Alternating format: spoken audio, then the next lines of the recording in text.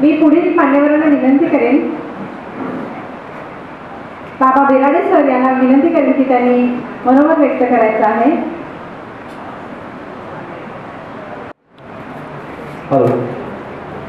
ज्या ज्या महामानवांनी मानव कल्याणासाठी आपलं आयुष्य वेचलं असल्या सर्व महामानवांना, त्यांच्या विचारांना माझा किंवा अभिवादन. तसेच विचार मंचावर उपस्थित असलेले सगळेच कवी, वक्ते या सर्वांना पण माझा क्रांतिकारक जय हिंद.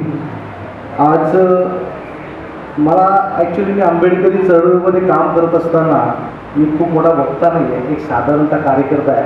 पण सरांनी माझं नाव वक्ता म्हणून ठेवलं, त्याबद्दल त्यांचं परत एकदा अभिनंदन करतो की मी एक वक्ता नाही, एक साधारणतः एक आंबेडकरी चळवळीचा कार्यकर्ता आहे. पण एक सर माझे एक जवळचे घरातले व्यक्ती आहे. माझी ओळख सांगायची म्हणजे आमचे सासरे आहेत मोहाडीचे, खंडारे सर, भाईदास खंडारे, जे शिक्षक होते. त्यांचे श्याम पैसारे सर हे त्यांचे विद्यार्थी. मोहाडीमध्ये, मोहाडी गाव जे आहे, आम्ही खानदेशचे सगळे.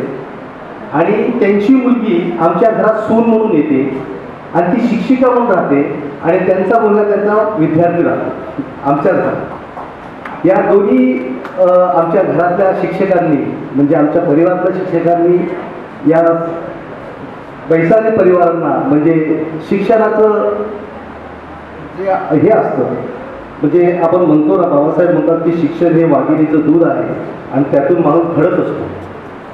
शिक्षण हे वाघिणीचं दूध आहे, त्यातून माणूस घडत असतो. बाबासाहेब असं म्हणतात की आमचे 10 भाषणं आणि कवीचं एक कविता ही समाजाला प्रबोधन करत असते, समाजाला आंदोलन करण्यासाठी प्रेरित करत असते.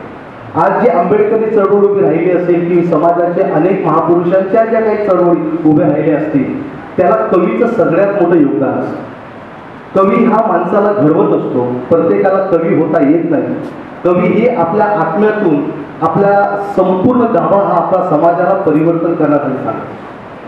म्हणून कवीने लिहिलेल्या त्यांच्या या सगळ्या कविता जेव्हा आपण बघतो, त्यांनी 50 कविता याच्यामध्ये लिहिल्या आहेत. यांनी चौफेर षटकार मारलेला आहे. म्हणजे त्यांनी आपल्या आयुष्यामध्ये घडलेल्या आईवडिलांना प्रेरित असलेला हा जो ग्रंथ आपला काव्य संग्रह आहे, तो त्यांनी अर्पित केलेला आहे. कारण आई वडील हे एखाद्या बाळाला जसं हात पकडून चालायला शिकवतं, तसंच त्यांच्यावर संस्कारही घडत असतात.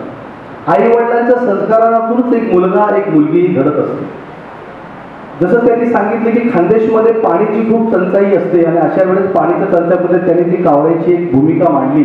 ती कावळ्याचा एक धडा असतो आणि तो आकाश भरलेला असतो आणि त्याच्यामध्ये तो चोचीने आपले दगड टाकत टाकत ज्यावेळेस तो वरती येतो, तेव्हा एका दुसऱ्याला पाणी पिण्यासाठी जागा करून.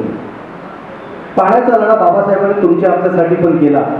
ज्या समाजाला हजारो वर्ष पाण्यापासून वंचित ठेवलं जात होतं, ज्या निसर्गाने आम्हाला पाणी दिलं होतं, ते एका विशिष्ट समाजाने आम्हाला पाण्याला नाकारलं होतं, त्याचंही बाबासाहेबांनी आंदोलन केलं होतं आणि ह्या काव्य संग्रहामध्ये त्याचाही उल्लेख याच्यामध्ये दिसतो.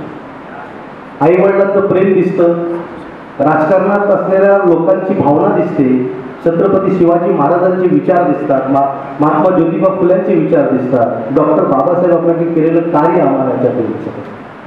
सर, हे काव्य करत असताना खरंच अभिमान वाटतो की आम्ही पवईमध्ये राहतो आणि पवईमध्ये आमच्या तुमच्यासारखे चांगले रत्न इथे घडत असतात आणि आम्हाला सगळ्यांना अभिमान आहे की तुमच्यासारखे रत्न घडत असताना आमच्यासारख्या साधारण कार्यकर्त्याच्या माध्यमातून तुम्ही पुढे वाटचाल करावी, यासाठी आमचं जे काही योगदान तुम्हाला लागत असेल ते आम्ही सदैव तुमच्याबरोबर, आंबेडकरी समाज म्हणून तुमच्याबरोबर आहे. आणि आम्ही तुम्हाला ह्या काव्यसंग्रह तुम्ही आज जे प्रकाशित केलंय आणि आई वडिलांना जे काही तुम्ही आज ह्या अभिप्राय म्हणून काव्यसंग्रह त्यांना समर्पित केला, त्याच्यामध्ये आजीचा उल्लेख खूप महत्त्वाचा आहे की आजी कशा पद्धतीने ओवी गात होती आणि त्याच पद्धतीने गावागावामध्ये, म्हणजे त्यावेळेची एक प्रथा असायची खानदेशमध्ये की पाणी जर पडत नसेल तर प्रत्येक गावी जाऊन घराघरातून पाणी मागणं आणि मग काही वेळानंतर तो पाणी पावसासारखं पडणं. आणि कवी असं म्हणताय की माझी आजी जे करत होती, गावी गावी जाऊन घराघरात पाणी मागत होती आणि खऱ्या अर्थाने पाणी पडतही होतं.